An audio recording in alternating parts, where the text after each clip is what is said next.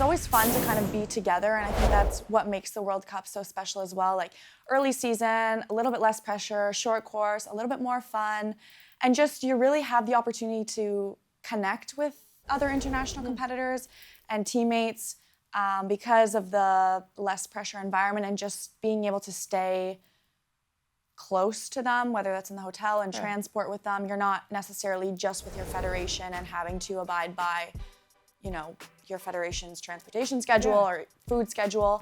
And so speaking on what you said too about the 3 stops, for some people, they choose not to commit to all 3 because it is a lot. It's essentially 3 weeks away.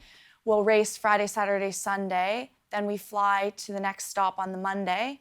We have the Tuesday, Wednesday, Thursday to train, race Friday, Saturday, Sunday, fly on the Monday, train Tuesday, Wednesday, race here in Toronto, Thursday, Friday, Saturday. So it's like a lot of moving parts. And that's why some people choose to opt to just doing 1.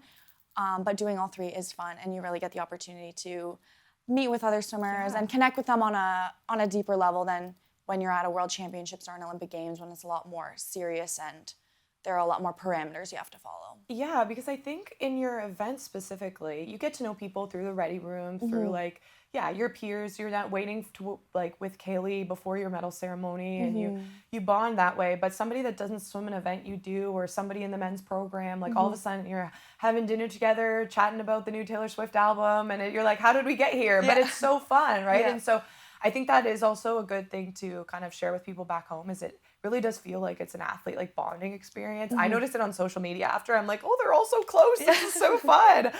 So it's a great way to connect, to network, to get to know one another at, like you said, a little bit of like a lower stakes environment, which is really great.